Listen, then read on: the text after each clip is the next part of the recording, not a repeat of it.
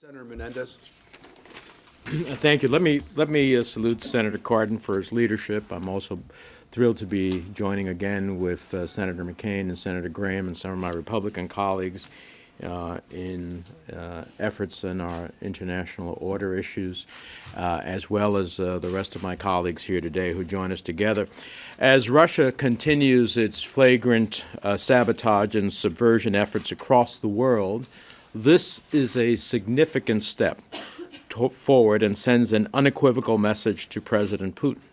The United States Congress remains united in our absolute rejection of your rule over Crimea and in our strategic resolve to neutralize Russia's belligerent and aggressive tactics. Let me be very clear.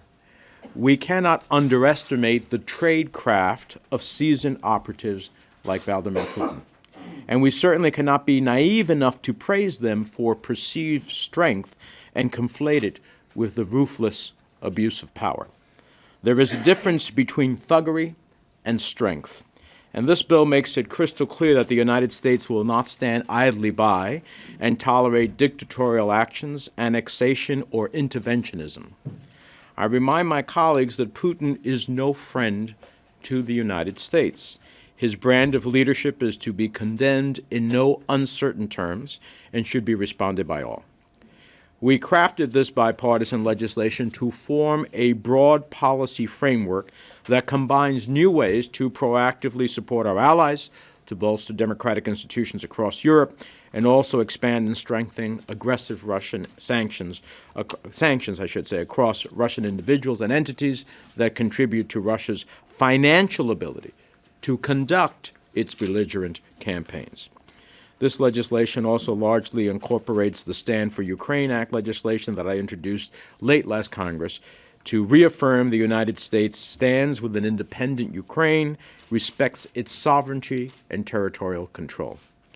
As the report published by our intelligence community confirmed last week, the Kremlin, most specifically Vladimir Putin, directed efforts to create chaos in our elections, and at the end of the day, undermine the efforts of our democratic process, purposes that he has sought to do throughout Europe.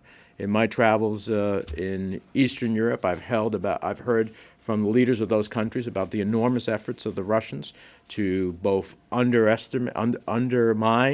their efforts with their own people and undermine their sovereignty, use all types of propaganda tools, all in an effort to ultimately undermine those sovereign countries. We have national elections in France and Germany, two very important allies to us. This is an incredibly important message to send at that time. Russia is attacking the United States and our allies' political system in a Putin-led Cold War 2.0. And it's clear that this old KGB spy has no boundaries. So let not have ourselves be recruited by him or confuse strength with ruthlessness. Moscow is playing a dangerous game of Russian roulette. If President Putin continues to flex his muscles, assuming there will be no consequences, I think our message here today is that he's sadly mistaken.